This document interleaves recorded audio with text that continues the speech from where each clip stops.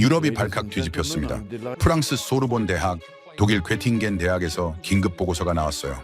젊은 세대가 자국어를 거부하고 있다는 겁니다. 영어도 아닙니다. 그들이 선택한 건 한국어였어요. 번역? 필요 없다고 합니다. 자막? 방해된다고 하죠. 오직 한국어 원어로만 듣겠다는 겁니다. 유럽 언론이 당혹했고 언어학계가 충격에 빠졌습니다.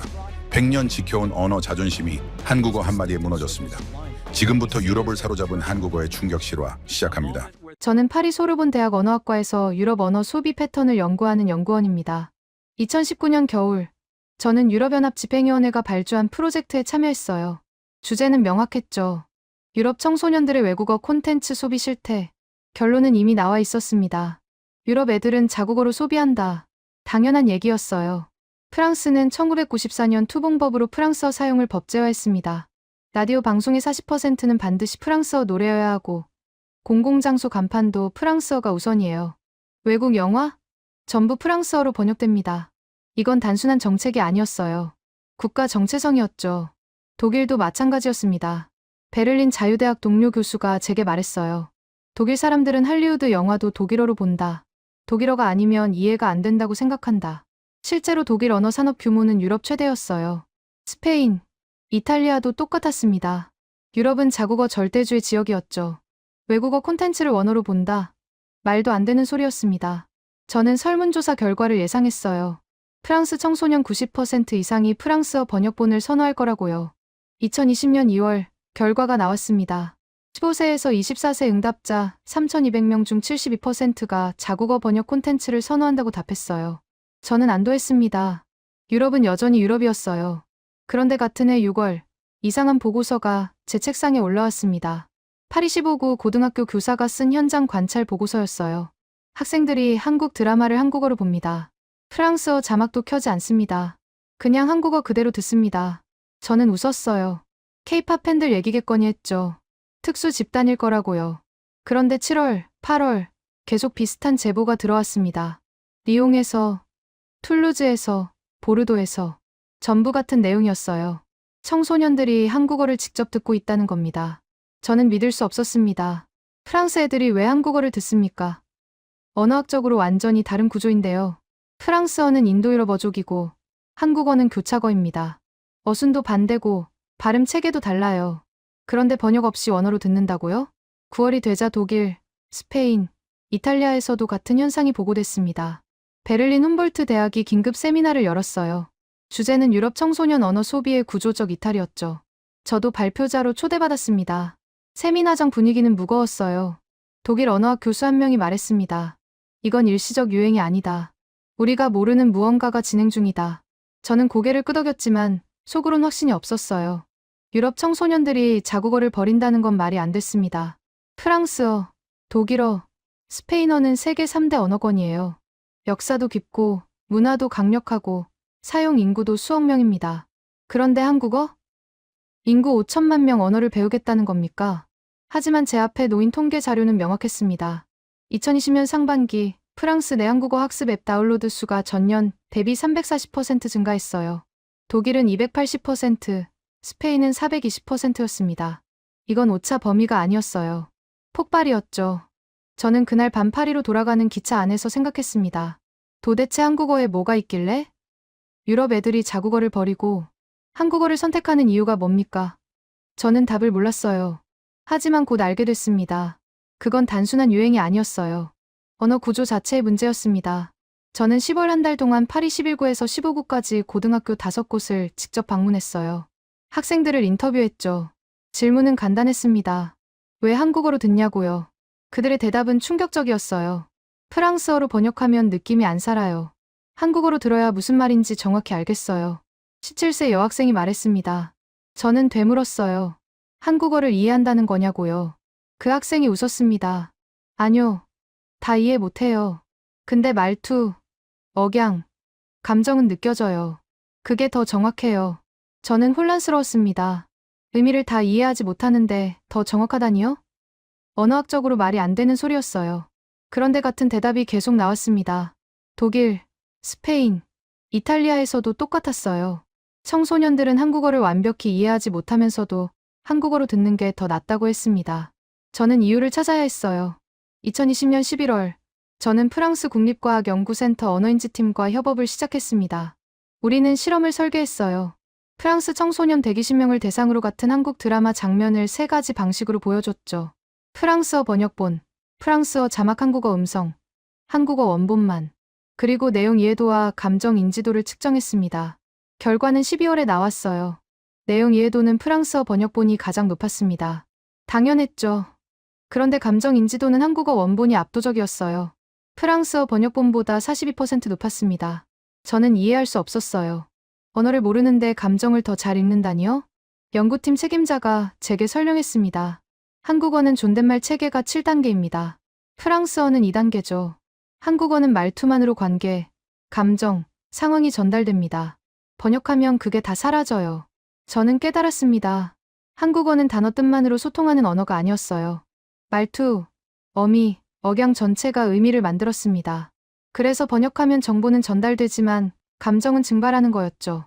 유럽 청소년들은 그걸 본능적으로 알아챘던 겁니다. 2021년 1월 프랑스 교육부가 움직였습니다. 교육부 장관 직속 언어정책위원회가 긴급 회의를 소집했어요. 저도 외부 전문가로 참석했죠. 회의장 분위기는 신박했습니다. 위원회 의장이 먼저 말했어요. 작년 한 해 동안 프랑스 고등학생 제2외국어 선택에서 한국어가 5위에 진입했습니다. 스페인어, 독일어, 이탈리아어, 중국어 다음입니다. 저는 놀랐어요. 한국어가 5위라니요? 프랑스에서 제2외국어는 유럽 언어가 장악하고 있었습니다. 스페인어, 독일어, 이탈리아어. 이건 100년 전통이었어요. 중국어가 4위로 올라온 것도 2010년대 들어서였죠. 그런데 한국어가 5위? 위원회 의장이 계속 말했습니다. 더 심각한 건 증가 속도입니다. 2019년 대비 2020년 한국어 선택자가 680% 증가했어요. 회의실이 조용해졌습니다. 680%요. 이건 오차가 아니었어요. 폭발이었죠. 교육부 국장 한 명이 말했습니다. 이대로 가면 3년 안에 한국어가 중국어를 추월합니다. 저는 믿기지 않았어요. 중국은 경제대국이고 인구 14억 명 국가입니다. 비즈니스 가치도 명확하죠. 그런데 한국어가 중국어를 넘는다고요? 말이 안 됐습니다. 하지만 숫자는 거짓말하지 않았어요. 같은 달 독일 연방교육부도 비슷한 보고서를 냈습니다. 독일 김나지움 학생들의 제2외국어 선택에서 한국어가 2019년 15위에서 2020년 7위로 뛰어올랐다는 내용이었죠. 독일은 더 충격적이었어요. 독일어는 유럽 최대 모국어 화자 수를 가진 언어입니다. 독일 사람들은 자국어에 대한 자부심이 강해요. 그런 독일에서 청소년들이 한국어를 배우겠다니요? 2월이 되자 스페인에서도 같은 현상이 보고됐습니다. 마드리드 콤플루텐세 대학 언어학과 교수가 제게 이메일을 보냈어요. 스페인 청소년들이 한국 드라마 대사를 외우고 있습니다. 스페인어 자막 없이요. 언어 교육 역사상 처음 보는 현상입니다. 저는 그 이메일을 읽고 마드리드행 비행기를 탔습니다. 직접 확인해야 했어요. 3월 초, 저는 마드리드 시내 고등학교 3곳을 방문했죠. 첫 번째 학교 복도에서 학생 2명이 한국어로 대화하고 있었습니다. 안녕하세요. 잘 지냈어요? 발음은 어설펐지만 억양은 정확했어요. 저는 그 학생들을 멈춰 세우고 물었습니다. 한국어 어떻게 배웠냐고요. 한 학생이 웃으며 대답했습니다. 넷플릭스요. 드라마 보면서 따라했어요. 학원 안 다녔어요. 저는 충격받았습니다. 학원도 안 다니고 독학으로 배웠다는 겁니까? 두 번째 학교에서는 더 놀라운 장면을 봤어요. 교실 뒤편에 한국어 학습 포스터가 붙어 있었습니다. 한글 자음 모음표였죠. 기역, 니은, 디귿, 리을. 스페인 학생들이 만든 거였어요. 담당 교사가 제게 말했습니다. 학생들이 자발적으로 만들었어요. 저희가 시킨 게 아닙니다. 작년까지만 해도 이런 적 없었어요. 저는 세 번째 학교에서 결정적 장면을 목격했습니다. 점심시간이었어요. 학생 10여 명이 운동장 한쪽에 모여 앉아 있었죠. 뭐 하냐고 물었더니 한국 드라마 대사 연습이라고 했습니다. 한 학생이 핸드폰을 보여줬어요. 화면엔 한국 드라마 장면이 재생되고 있었고 학생들은 그 대사를 따라 읽고 있었습니다. 사랑해요. 보고 싶었어요. 억양까지 똑같이 따라하려고 애쓰는 게 보였어요. 저는 물었습니다. 왜 한국어를 배우냐고요. 16세 남학생이 대답했습니다. 스페인어로 번역된 거 보면 재미없어요. 한국어로 들어야 진짜 느낌이 나요. 그래서 배우는 거예요. 저는 그날 마드리드에서 파리로 돌아오는 비행기 안에서 보고서를 썼습니다. 제목은 이거였어요. 유럽 청소년 언어 소비의 구조적 전환. 이건 단순한 한류 열풍이 아니었습니다. 언어 선택의 기준이 바뀌고 있었어요. 경제적 가치나 국제적 위상이 아니라 감정 전달의 정확성으로요. 4월, 유럽 언어학회가 브뤼셀에서 특별 심포지엄을 열었습니다. 주제는 한국어 확산과 유럽 언어 교육의 위기였죠. 유럽 각국 교육부 관계자와 언어학자 200명이 모였어요. 저도 발표자로 나섰습니다. 제 발표가 끝나자 프랑스 교육부 국장이 질문했습니다. 이 현상을 막을 방법이 있습니까? 저는 잠시 망설였어요. 그리고 대답했습니다. 막을 수 없습니다. 학생들이 선택하고 있습니다. 강제로 막으면 반발만 커질 겁니다. 독일 연방교육부 대표가 말했습니다. 그럼 우리가 할 수 있는 게 뭡니까? 저는 솔직하게 답했어요. 한국어를 정규 교육과정에 편입시키는 겁니다. 학생들은 이미 한국어를 배우고 있어요. 학교가 그걸 인정하고 지원해야 합니다. 회의장이 술렁였습니다. 한국어를 정규 과정에 넣는다고요? 유럽에서 한국어를 공식 제2외국어로 인정한다는 뜻이었죠. 이건 역사적 결정이었습니다. 5월 프랑스 교육부가 먼저 움직였어요. 파리 시내 공립고등학교 10곳에서 한국어 정규 과정을 시범 운영하겠다고 발표했습니다. 독일은 6월에 베를린과 미넨 김나지움 5곳에서 한국어 선택 과목을 신설했죠. 스페인, 이탈리아도 비슷한 결정을 내렸습니다. 저는 그 소식을 듣고 놀랐어요. 유럽 교육 당국이 백기를 든 겁니까? 자국어 중심주의를 포기한 건가요? 아니었습니다. 그들은 현실을 인정한 거였어요. 학생들이 이미 선택했으니 교육 시스템이 따라가는 수밖에 없었던 겁니다. 하지만 더 큰 충격은 그 뒤에 기다리고 있었습니다. 2021년 7월, 저는 파리 생제르맹 서점가에 있었습니다. 점심시간이었어요. 서점 외국어 코너 앞에 학생들이 줄을 서 있었죠. 저는 궁금해서 다가갔습니다. 그들이 찾는 건 한국어 교재였어요. 서점 직원이 말했습니다. 한국어 교재가 일주일에 2번씩 품절됩니다. 주문해도 재고가 없어요. 저는 놀랐어요. 교재가 품절이라니요? 서점 직원이 계속 말했습니다. 작년까지만 해도 한국어 교재는 한 달에 5권 정도 팔렸어요. 지금은 하루에 20권씩 나갑니다. 저는 계산을 해봤습니다. 하루 20권이면 한 달에 600권이에요. 작년 대비 120배 증가였죠. 이건 단순한 증가가 아니었습니다. 시장이 폭발한 겁니다. 같은 날 오후, 저는 프랑스 최대 출판사 아시트를 방문했어요. 외국어 교재 담당 편집장을 만났죠. 그가 제게 보여준 건 판매 통계였습니다. 2020년 상반기 한국어 교재 판매량은 전년 대비 1200% 증가했어요. 하반기는 1800%였습니다. 저는 숫자를 다시 확인했습니다. 1800%요. 18배라는 뜻이었어요. 편집장이 말을 이었습니다. 우리가 지금 가장 많이 찍는 외국어 교재가 한국어입니다. 영어 다음이에요. 저는 믿을 수 없었습니다. 한국어 교재가 영어 다음이라고요? 프랑스에서 외국어 교재 시장은 영어가 압도적이었어요. 전체의 70%를 차지했죠. 그 다음이 스페인어, 독일어, 이탈리아어였습니다. 한국어는 기타 항목에도 없었어요. 그런데 지금 영어 다음이라니요? 편집장이 책상 위에 쌓인 원고 뭉치를 보여줬습니다. 이게 전부 한국어 교재 출판 신청이에요. 한 달에 30권씩 들어옵니다. 작년엔 1년에 2권이었어요. 저는 그 원고들을 훑어봤습니다. 제목이 다양했어요. 드라마로 배우는 한국어, K-팝 가사로 배우는 한국어, 한국어 존댓말 완전 정복. 전부 실용서였습니다. 문법책이나 사전이 아니었어요. 학생들이 실제로 쓸 수 있는 회화 중심 교재였죠.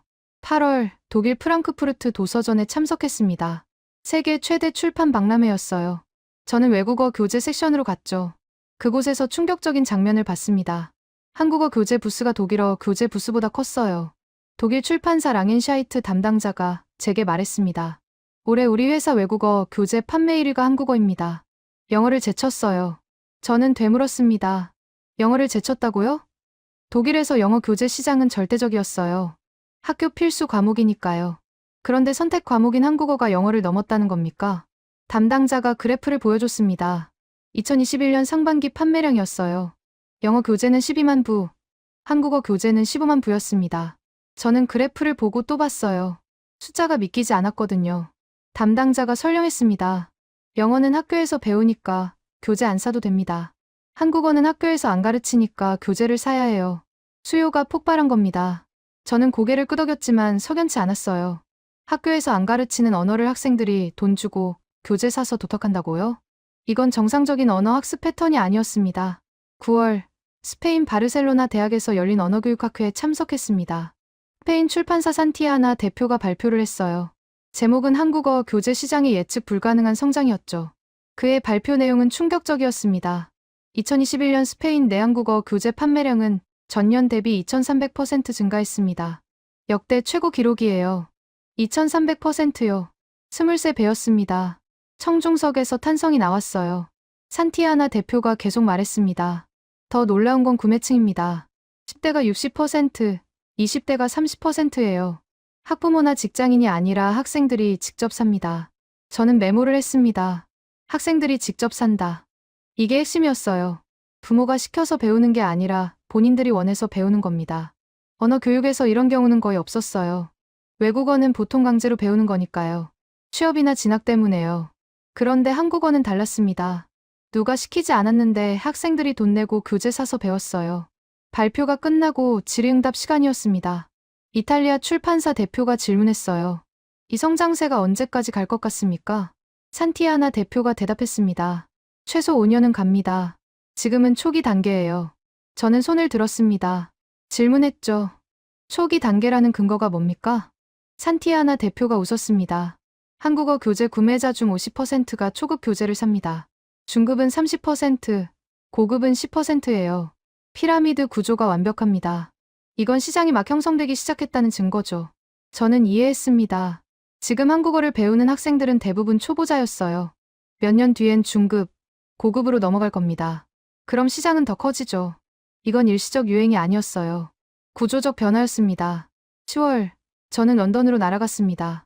영국 출판협회가 긴급 세미나를 열었거든요. 주제는 유럽 외국어 교재 시장의 지각 변동이었어요. 영국 최대 출판사 펭귄 랜덤하우스 담당자가 발표했습니다. 2021년 영국 내한국어 교재 판매량은 전년 대비 900% 증가했어요. 프랑스어 교재를 추월했습니다. 청중석이 술렁였습니다. 프랑스어를 추월했다고요? 영국에서 프랑스어는 전통적인 제2외국어였어요. 유럽연합 시절부터 필수처럼 배워왔죠. 그런데 한국어가 프랑스어를 넘었다니요? 담당자가 그래프를 띄웠습니다. 2021년 상반기 판매량이었어요. 프랑스어 교재 8만 부, 한국어 교재 9만 5천 부. 차이는 작았지만 명확했습니다. 한국어가 앞섰어요. 세미나가 끝나고 저는 펭귄 랜덤하우스 담당자와 커피를 마셨습니다. 제가 물었어요. 이 추세가 계속되면 어떻게 됩니까? 담당자가 조용히 대답했습니다.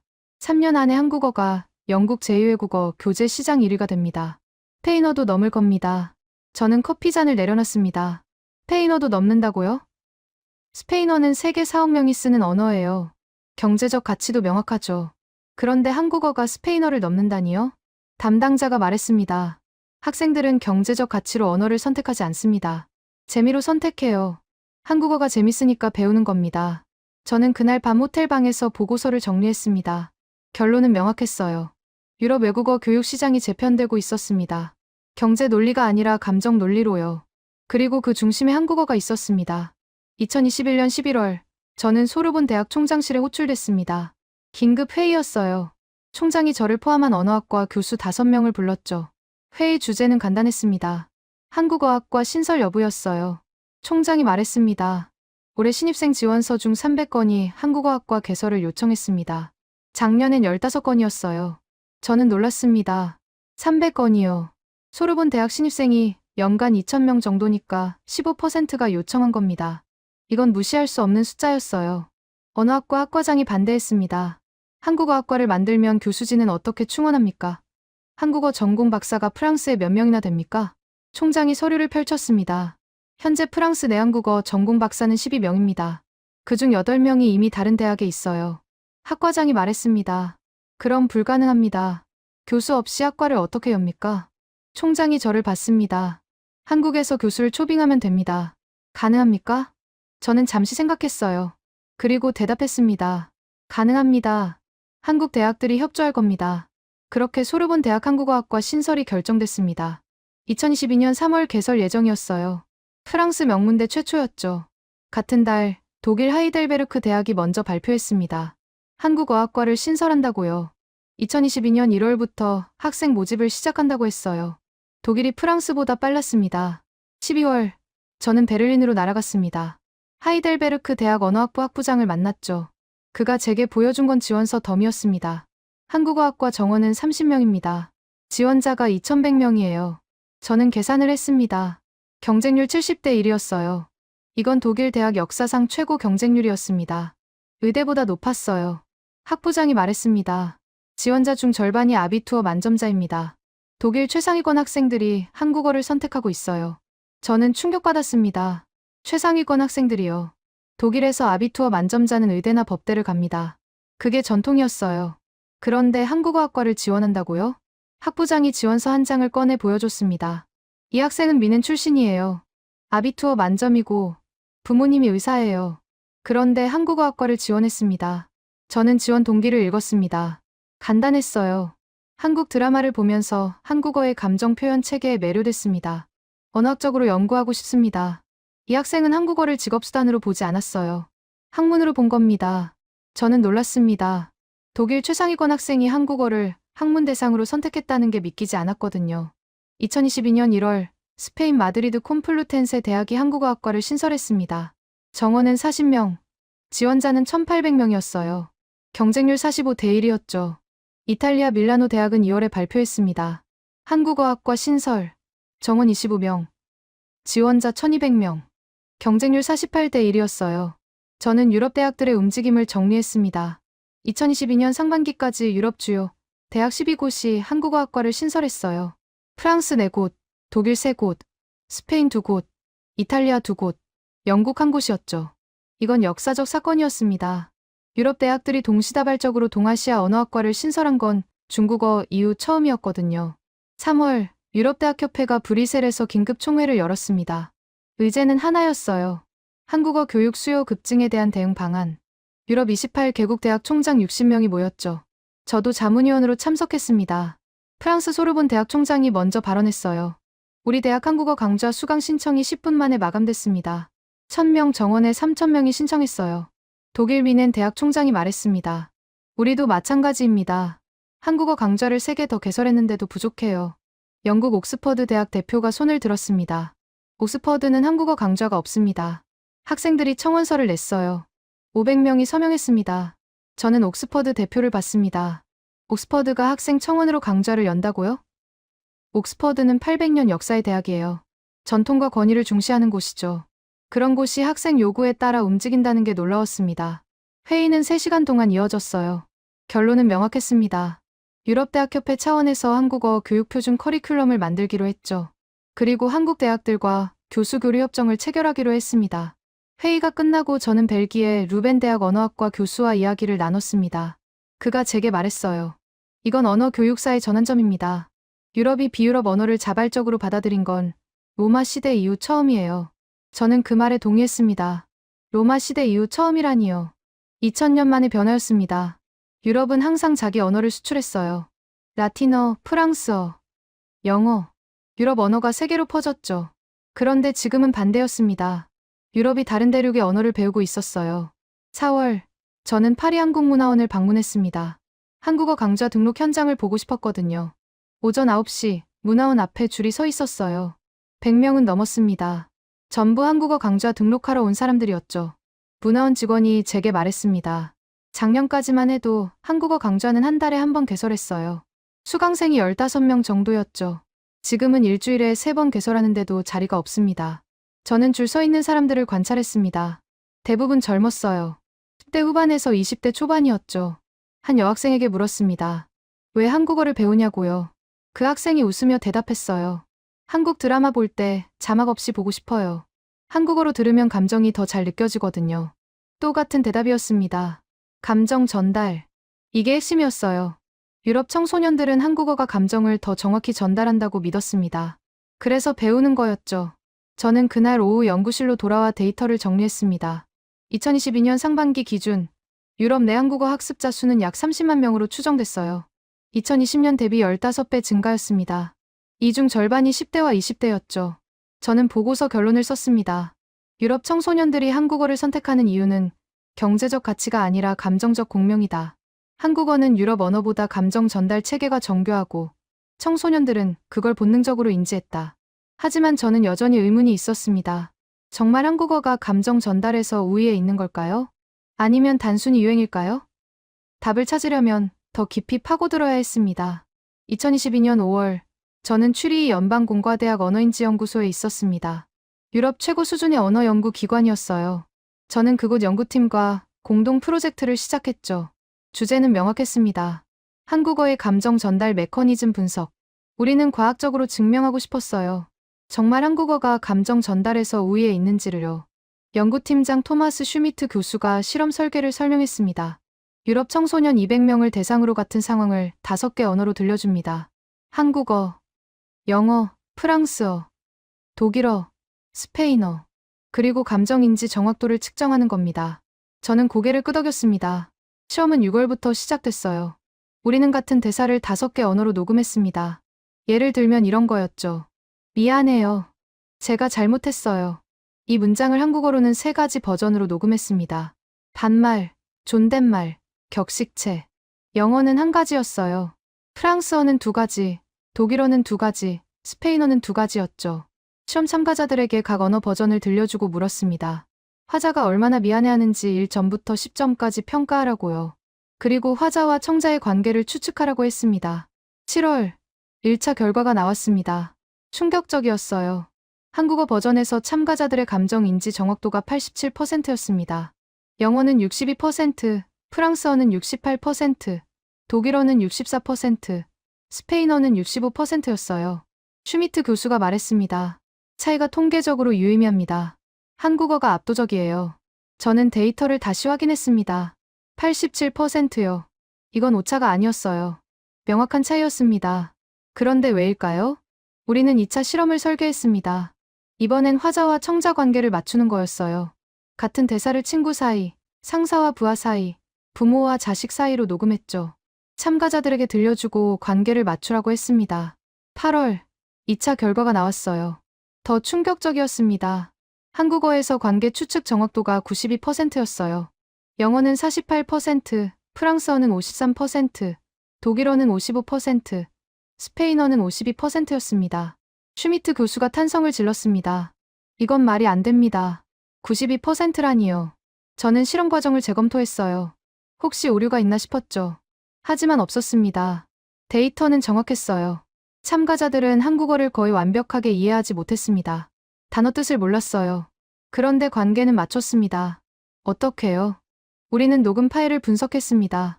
음성학 전문가를 불렀어요. 그가 한국어 파일을 재생하며 설명했습니다.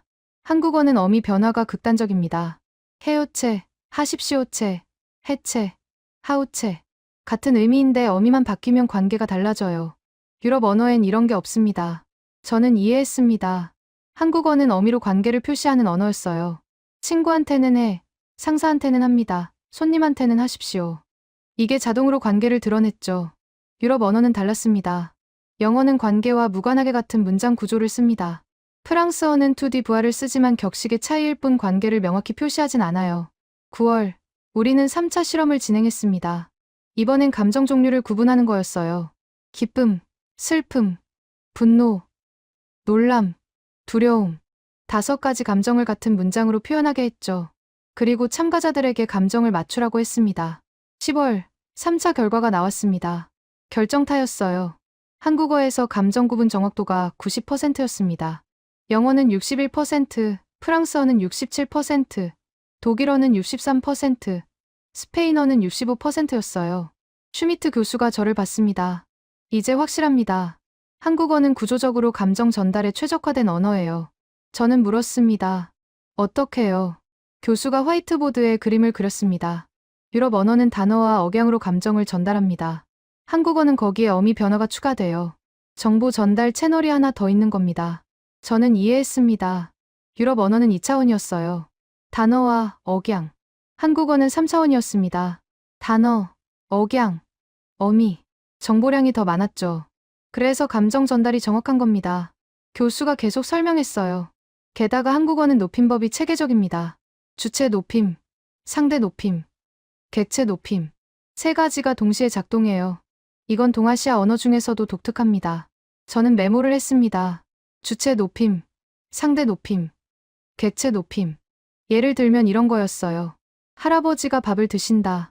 여기서 드신다는 주체 높임이죠. 선생님께 책을 드렸습니다. 드렸다는 객체 높임이에요. 그리고 선생님께 여쭤봤습니다. 여쭤봤다는 상대 높임입니다. 이 세 가지가 한 문장에 다 들어갈 수도 있었어요. 교수가 말했습니다. 유럽 언어는 존칭이 약해졌어요. 영어는 유가 사라졌고 프랑스어는 to 뒤 부하 구분이 흐려지고 있죠. 독일어도 젊은 세대는 격식을 안 차려요. 그런데 한국어는 여전히 강력합니다. 저는 고개를 끄덕였습니다. 맞는 말이었어요. 유럽은 언어 평등화가 진행됐습니다. 모두를 같게 대하자는 거였죠. 그래서 존칭이 약해졌어요. 한국은 달랐습니다. 관계를 중시했고 그게 언어에 반영됐죠. 11월 우리는 최종 보고서를 작성했습니다. 제목은 한국어의 감정 전달 우위성에 관한 실증 연구였어요. 결론은 세 가지였습니다. 첫째, 한국어는 어미 변화를 통해 관계와 감정을 동시에 전달한다. 둘째, 한국어의 높임법 체계는 유럽 언어보다 정교하며 정보 전달 채널이 많다. 셋째, 한국어 학습자들은 언어를 완전히 이해하지 못해도 감정과 관계를 정확히 파악할 수 있다. 저는 보고서를 읽고 또 읽었습니다. 믿기지 않았거든요. 우리가 과학적으로 증명한 겁니까? 한국어가 감정 전달에서 유럽 언어보다 우월하다는 거요? 슈미트 교수가 제 어깨를 두드렸습니다. 유럽 청소년들은 이걸 이미 알고 있었어요. 우리가 뒤늦게 증명한 거죠. 저는 웃었습니다. 맞는 말이었어요. 청소년들은 이론 없이 본능적으로 알았습니다. 한국어로 들어야 감정이 살아난다는 거요. 우리 학자들이 데이터로 확인하는 동안 그들은 이미 한국어를 배우고 있었죠. 12월, 우리 연구 결과가 유럽언어학회 학술지에 실렸습니다. 반응은 폭발적이었어요. 언어학계가 술렁였죠. 찬성과 반대가 팽팽했습니다. 어떤 학자는 한국어 우월주의라고 비판했어요. 어떤 학자는 획기적 발견이라고 칭찬했죠. 저는 논란을 지켜봤습니다. 그리고 깨달았어요. 이건 학술 논쟁이 아니었습니다. 유럽 언어학계의 자존심 문제였죠. 2000년 동안 유럽 언어가 세계 표준이었어요. 라틴어, 프랑스어, 영어, 유럽 언어가 문명의 척도였습니다. 그런데 지금 동아시아 언어 하나가 구조적 우위를 입증했다는 겁니까? 받아들이기 힘들었을 겁니다. 하지만 데이터는 명확했습니다. 그리고 유럽 청소년들은 이미 선택했어요. 한국어를요. 2023년 1월 프랑스 교육부가 긴급 기자회견을 열었습니다. 저는 텔레비전으로 생중계를 봤어요. 교육부 장관이 단상에 올랐죠. 표정이 굳어 있었습니다. 2022년 프랑스 고등학생 제2외국어 선택에서 한국어가 3위에 올랐습니다. 스페인어, 독일어 다음이에요. 기자들이 술렁였습니다. 3위요. 2021년엔 5위였는데 2년 만에 2계단 뛰어오른 겁니다. 장관이 계속 말했어요. 한국어 선택자는 전년 대비 410% 증가했습니다. 반면 이탈리아어는 마이너스 20%, 중국어는 마이너스 15%를 기록했어요. 저는 메모를 했습니다. 마이너스 성장이라니요. 전통 제2외국어들이 무너지고 있었어요. 한 기자가 질문했습니다. 한국어가 이탈리아어를 추월할 가능성이 있습니까? 장관이 잠시 망설였습니다. 그리고 대답했어요. 현재 추세라면 2024년에 추월합니다. 기자회견장이 조용해졌습니다.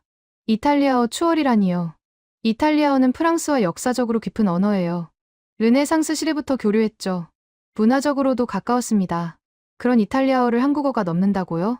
같은 날 오후 독일 연방의회에서 긴급 청문회가 열렸습니다. 주제는 독일 제2외국어 교육의 위기였어요. 교육문화부 장관이 보고했습니다. 2022년 독일 김나지움 학생들의 제2외국어 선택에서 한국어가 5위에 진입했어요. 2021년 7위에서 2계단 상승입니다. 의원 한 명이 손을 들었습니다. 5위가 문제입니까? 아직 프랑스어, 스페인어, 라틴어, 이탈리아어가 앞서 있지 않습니까? 장관이 그래프를 띄웠습니다. 문제는 성장률입니다. 한국어는 연간 300% 성장 중이에요. 반면 라틴어는 마이너스 8%, 이탈리아어는 마이너스 12%입니다. 의원들이 웅성거렸습니다. 라틴어 마이너스 성장이라니요. 라틴어는 독일 김나지움의 전통이었어요. 고전 교육의 핵심이었죠. 그게 무너지고 있었습니다. 장관이 말을 이었어요. 현재 추세로 계산하면 2025년 한국어가 라틴어를 추월합니다. 2026년엔 이탈리아어를 넘어요. 의회가 발칵 뒤집혔습니다. 한 의원이 소리쳤어요. 이건 독일 교육의 정체성 붕괴 아닙니까? 장관이 고개를 숙였습니다. 대답하지 않았어요. 대답할 수 없었겠죠. 독일 교육은 고전 중심이었습니다. 라틴어, 그리스어, 유럽 언어. 이게 김나지움 정신이었어요. 그런데 학생들이 한국어를 선택하고 있었습니다. 2월, 스페인 교육부가 전국 고등학교 언어 선택 통계를 발표했습니다. 충격적이었어요. 한국어가 4위에 올랐습니다. 영어, 프랑스어, 독일어 다음이에요. 포르투갈어를 추월했어요. 스페인에서 포르투갈어는 특별했습니다. 이베리아 반도 이웃 국가 언어니까요. 역사적으로도 깊었죠. 그걸 한국어가 넘었다는 겁니까? 마드리드 일간지 엘파이스가 일면에 실었습니다. 제목이 자극적이었어요. 한국어가 스페인 교육을 점령하고 있다. 기사는 경고조였습니다. 스페인 청소년들이 유럽 언어를 버리고 있다. 이건 문화적 정체성의 위기다. 저는 그 기사를 읽고 씁쓸했습니다. 위기라니요. 학생들이 선택한 건데요. 강요한 게 아니잖아요. 그들은 한국어가 좋아서 배우는 겁니다. 3월, 이탈리아에서 더 극적인 일이 벌어졌습니다. 로마 교육청이 긴급 회의를 소집했어요. 이유는 간단했습니다. 로마 시내 고등학교 12곳에서 프랑스어 수업이 폐강됐다는 겁니다. 수강생이 최소 인원에 못 미쳤거든요. 교육청장이 말했습니다. 학생들이 프랑스어 대신 한국어를 선택했어요. 한국어 반은 정원 초과인데 프랑스어 반은 비었습니다. 이건 충격이었어요. 이탈리아와 프랑스는 국경을 맞댄 나라입니다. 문화적으로도 가까워요. 요리, 패션, 예술에서 계속 교류했죠. 그런데 이탈리아 학생들이 프랑스어를 안 배운다고요? 로마 일간지 라 레푸블리카가 특집 기사를 냈습니다. 제목은 우리 아이들은 왜 한국어를 선택하나였어요. 기자가 학생들을 인터뷰한 내용이었죠. 한 학생이 말했습니다. 프랑스어는 배워도 쓸 데가 없어요. 한국어는 드라마 볼 때 바로 써요. 실용적이에요. 또 다른 학생이 말했어요. 한국어로 들으면 감정이 정확히 전달돼요. 이탈리아어 자막으로는 느낌이 안 나요. 저는 기사를 읽으며 생각했습니다. 실용성이라니요. 프랑스어가 한국어보다 실용성이 떨어진다는 겁니까? 언어학적으로 말이 안 되는 소리였어요. 프랑스어는 국제기구 공용어고 아프리카 28개국에서 쓰입니다. 경제적 가치가 명확하죠. 한국어는 한반도에서만 쓰여요. 그런데 학생들은 한국어가 더 실용적이라고 했습니다. 저는 깨달았어요. 학생들이 말하는 실용성은 우리가 생각하는 실용성이 아니었습니다. 그들에게 실용적이란 지금 당장 쓸 수 있다는 뜻이었어요. 드라마 볼 때, 노래 들을 때, 친구들과 대화할 때. 즉각적 효용이었죠. 프랑스어는 나중에 쓸 언어였습니다. 취업할 때, 여행 갈 때. 미래의 언어였어요. 학생들은 현재를 선택한 겁니다. 4월, 영국에서도 비슷한 현상이 보고됐습니다. 런던 교육청이 발표한 자료였어요. 런던 시내 공립고등학교에서 독일어 수업이 16국 폐강됐다는 내용이었죠. 독일어요. 유럽연합 최대 경제대국 언어가 폐강됐다는 겁니까? 가디언지가 심층 취재를 했습니다. 기자가 폐강된 학교 교사를 인터뷰했어요. 한 교사가 말했습니다. 학생들이 독일어는 지루하다고 해요. 문법이 복잡하고 발음이 어렵고 배워도 재미없대요. 한국어는 배우면서 드라마 보고 노래 듣잖아요. 또 다른 교사가 말했어요. 독일어는 동기부여가 안 돼요. 학생들은 독일 가고 싶어 하지 않아요. 한국은 가고 싶어 해요. 저는 기사를 읽고 한숨을 쉬었습니다. 동기부여라니요. 언어 교육에서 동기가 이렇게 중요한 줄 몰랐어요. 우리는 항상 경제적 가치, 국제적 위상으로 언어를 가르쳤습니다. 독일어는 경제대국 언어니까 배워라. 프랑스어는 국제기구에서 쓰니까 배워라. 그런데 학생들은 관심 없었어요. 그들은 재미로 배우고 싶었습니다. 5월, 유럽교육장관회의가 파리에서 열렸습니다. 긴급 안건이었어요. 주제는 유럽 제2외국어 교육체계의 재편이었죠. 저도 자문위원으로 참석했습니다. 회의는 무거웠어요. 프랑스 장관이 먼저 발언했습니다. 우리는 현실을 인정해야 합니다. 학생들은 이미 한국어를 선택했어요.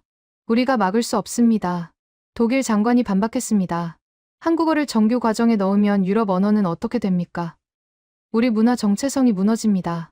스페인 장관이 말했어요. 문화 정체성은 강요로 지켜지지 않습니다. 학생들이 자발적으로 선택해야 해요. 논쟁이 2시간 이어졌습니다. 결론은 나지 않았어요. 각국 입장이 달랐으니까요. 하지만 한 가지는 명확했습니다. 유럽 교육 당국이 패닉 상태였다는 거죠. 회의가 끝나고 저는 프랑스 교육부 국장과 이야기를 나눴습니다. 그가 제게 말했어요. 우리가 100년 동안 쌓아온 언어 교육 체계가 3년 만에 흔들리고 있어요. 이럴 줄 몰랐습니다. 저는 대답했습니다. 학생들은 변했어요. 그들에게 언어는 도구가 아니라 경험입니다. 한국어는 경험을 줘요. 유럽 언어는 도구만 주죠. 국장이 고개를 끄덕였습니다. 하지만 표정은 어두웠어요. 100년 전통이 무너진다는 게 쉽게 받아들여지지 않았을 겁니다. 2023년 6월, 옥스퍼드 대학에서 특별 심포지엄이 열렸습니다.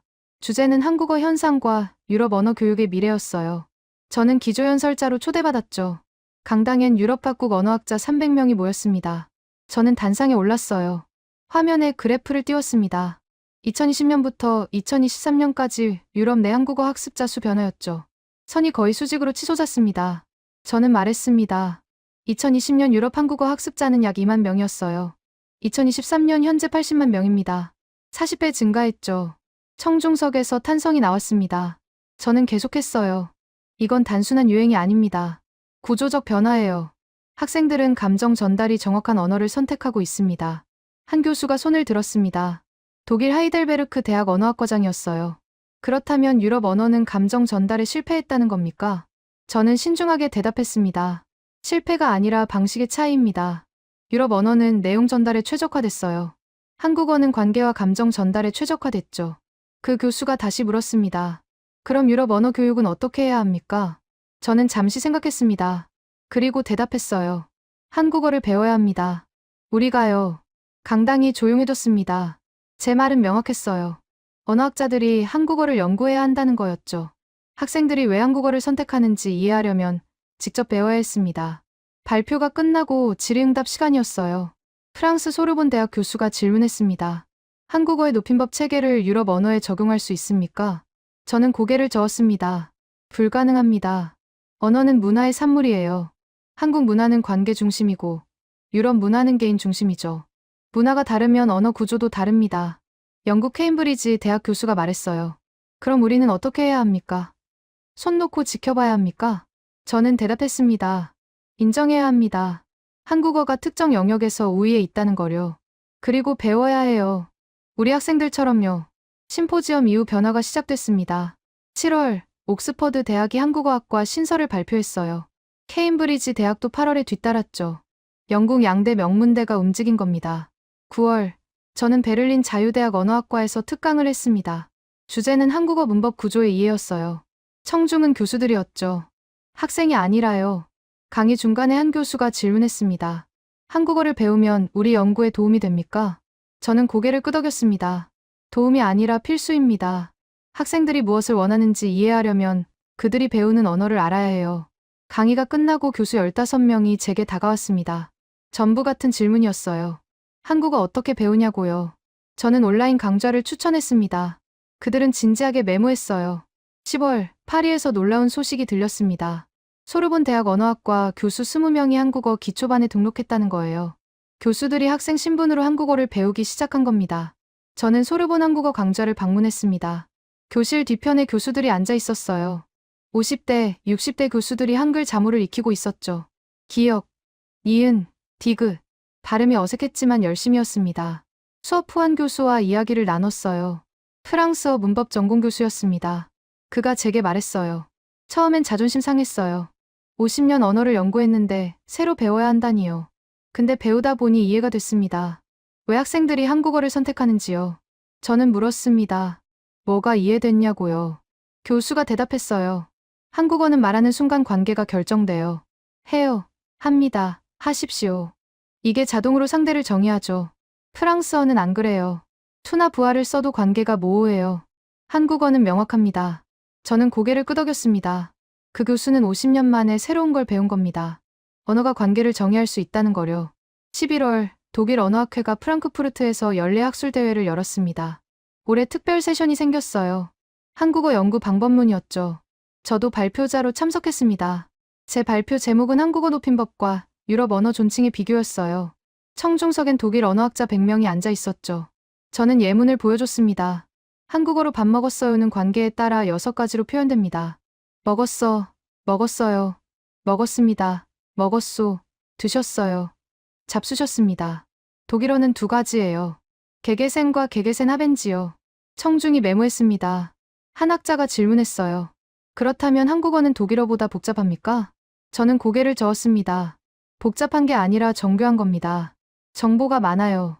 한 문장의 관계, 감정, 존중도가 다 담겨요. 발표 후 독일 언어학자 30명이 제게 명함을 줬습니다. 전부 한국어 연구에 관심 있다고 했어요. 협력하고 싶다고 했죠. 저는 놀랐습니다. 불과 1년 전만 해도 한국어는 소수 언어 취급이었거든요. 이제 연구 대상이 된 겁니다. 12월, 유럽언어학회가 입장문을 발표했습니다. 제목은 한국어 현상에 대한 학계의 공식 입장이었어요. 핵심 내용은 이거였습니다. 한국어는 감정과 관계 전달에서 독특한 언어학적 특징을 보인다. 유럽 언어학계는 이를 연구할 필요가 있으며 한국어를 동아시아 언어 연구의 중요한 대상으로 인정한다. 저는 입장문을 읽고 감회가 깊었습니다. 인정한다니요. 유럽 언어학계가 한국어를 인정한 겁니까? 이건 역사적 순간이었어요.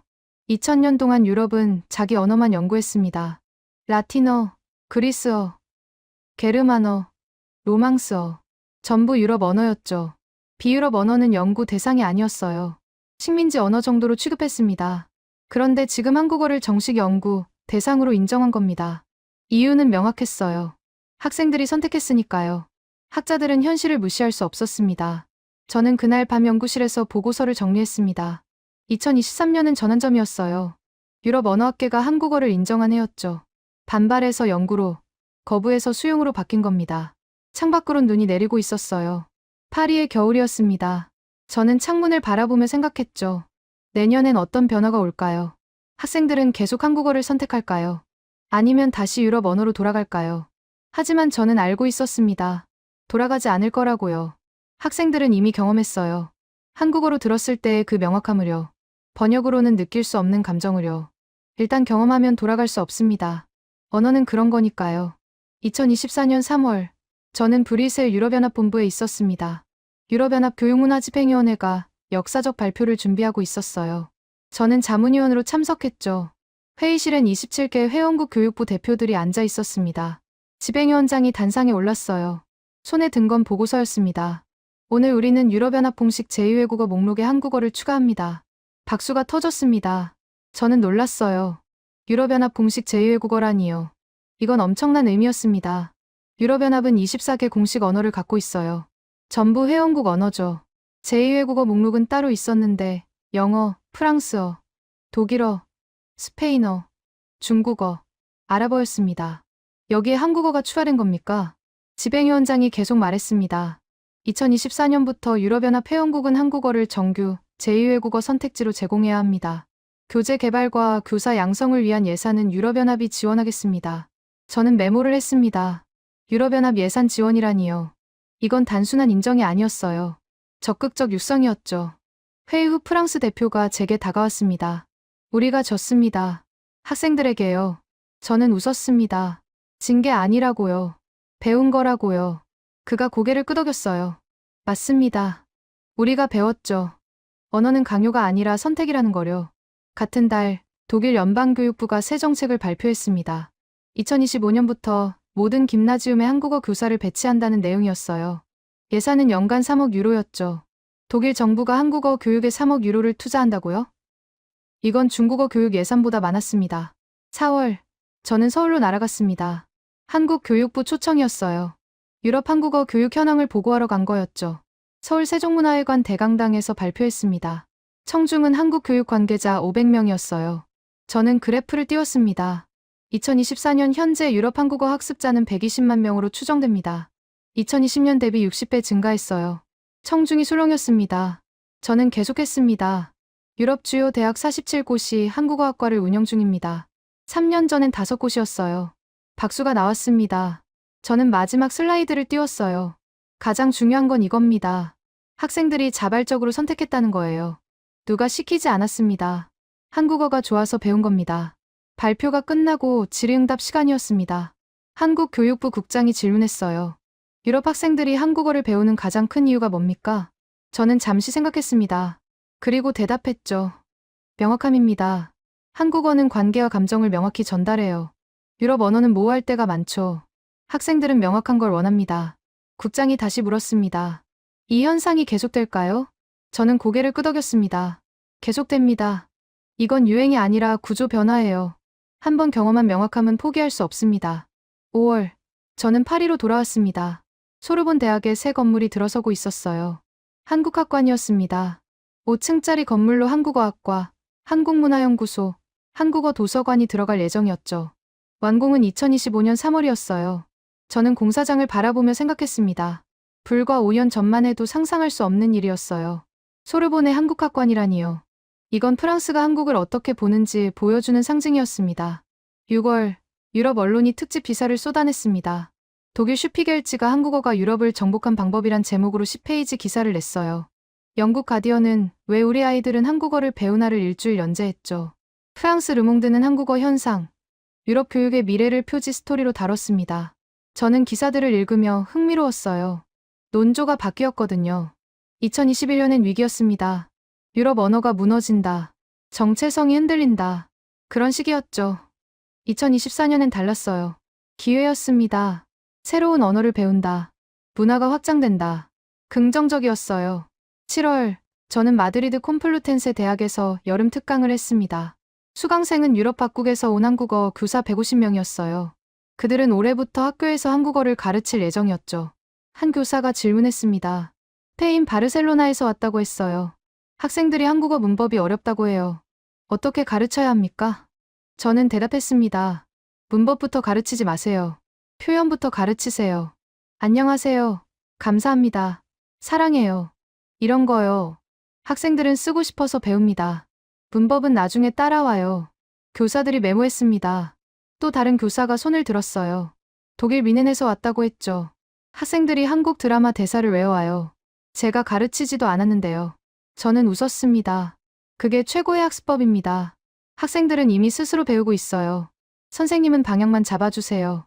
강의 후 교사 한 명이 제게 다가왔습니다. 프랑스 리옹에서 온 40대 여교사였어요. 저는 20년 동안 영어를 가르쳤어요. 학생들 눈빛이 죽어 있었죠. 올해부터 한국어를 가르칩니다. 학생들 눈이 살아났어요. 저는 그 교사의 말에 고개를 끄덕였습니다. 눈빛이라니요. 언어 교육에서 학생들의 눈빛이 이렇게 중요한 줄 몰랐어요. 8월, 저는 휴가를 맞아 그리스 아테네를 여행했습니다. 플라카 지구 카페에 앉아 커피를 마시고 있었어요. 옆 테이블에 10대 소녀 3명이 앉았죠. 그리스 학생들이었습니다. 그들이 대화하는 걸 우연히 들었어요. 한국어였습니다. 오빠, 정말 멋있어요. 저도 한국 가고 싶어요. 발음은 어색했지만 문장 구조는 정확했어요. 저는 놀랐습니다. 그리스에서도요? 그리스는 유럽에서 한국과 가장 먼 나라 중 하나였거든요. 그런데 그리스 학생들이 한국어를 하고 있었습니다. 저는 그 순간 깨달았어요. 이건 더 이상 프랑스, 독일, 영국만의 현상이 아니었습니다. 유럽 전역의 현상이었죠. 동유럽, 남유럽, 북유럽 할 것 없이 젊은 세대가 한국어를 선택하고 있었어요. 9월, 새 학기가 시작됐습니다. 소르본 대학 한국어학과 신입생 오리엔테이션에 참석했어요. 신입생은 60명이었죠. 경쟁률은 130대 1이었습니다. 소르본 역사상 최고 경쟁률이었어요. 저는 신입생들을 봤습니다. 눈빛이 달랐어요. 다른 과 학생들과 달랐죠. 설렘이 있었습니다. 호기심이 있었어요. 그들은 한국어를 배우러 온 게 아니었습니다. 한국어를 경험하러 온 거였어요. 오리엔테이션 후 한 학생이 제게 다가왔습니다. 파리 출신 19세 여학생이었어요. 교수님, 저는 한국 드라마를 보면서 결심했어요. 이 언어를 제대로 배우고 싶다고요. 번역으로는 절대 느낄 수 없는 게 있어요. 저는 물었습니다. 뭘 느낄 수 없냐고요. 학생이 대답했어요. 진심이요. 한국어는 진심이 들려요. 저는 그 말에 가슴이 뭉클했습니다. 진심이라니요. 이 학생은 한국어에서 진심을 느낀 겁니다. 번역된 언어에선 느낄 수 없는 진심을요. 10월, 유럽한국학회가 취리히에서 연례 학술대회를 열었습니다. 참가자는 600명이었어요. 3년 전엔 50명이었죠. 12배 늘었습니다. 학회장이 개회사를 했어요. 우리는 역사적 순간을 살고 있습니다. 유럽이 비유럽 언어를 자발적으로 받아들인 건 로마 제국 이후 처음입니다. 청중이 박수를 쳤습니다. 저도 박수를 쳤어요. 맞는 말이었습니다. 로마 제국 이후 처음이라니요. 2000년 만의 일이었죠. 11월, 저는 연구실에서 최종 보고서를 작성하고 있었습니다. 제목은 유럽 청소년의 한국어 선택, 2020년부터 2024년까지였어요. 4년간의 변화를 정리하는 거였죠. 결론은 명확했습니다. 유럽 청소년들은 한국어를 선택했다. 이유는 감정 전달의 정확성이었다. 한국어는 관계와 감정을 명확히 표현하는 언어 구조를 가지고 있으며 이는 유럽 언어에 없는 특징이다. 청소년들은 이를 본능적으로 인지했고 자발적으로 학습을 시작했다. 유럽 교육 당국과 학계는 초기 반발 후 현실을 인정했으며 현재 한국어는 유럽 제2외국어 교육의 주요 언어로 자리 잡았다. 저는 보고서를 저장하고 창밖을 봤습니다. 파리 거리엔 낙엽이 떨어지고 있었어요. 가을이었습니다. 거리를 걷는 학생들이 보였죠. 그들 중 몇 명은 한국어를 배우고 있을 겁니다. 한국 드라마를 보고 K-팝을 듣고 한국어로 대화하고 있겠죠. 저는 미소 지었습니다. 5년 전만 해도 상상할 수 없던 풍경이었어요. 유럽 거리에서 한국어가 들린다니요. 그런데 지금은 현실이었습니다. 유럽은 변했습니다. 학생들이 바꿨어요. 그들은 한국어를 선택했고, 유럽은 그 선택을 받아들였습니다. 이건 유행이 아니었어요. 새로운 시작이었죠. 앞으로 10년 후엔 어떻게 될까요? 20년 후엔요? 저는 예측할 수 없습니다. 하지만 한 가지는 확실해요. 한국어는 유럽에 뿌리 내렸습니다. 되돌릴 수 없는 변화였죠. 유럽은 지금 한국어를 선택하고 있습니다. 그리고 그 선택은 계속될 겁니다.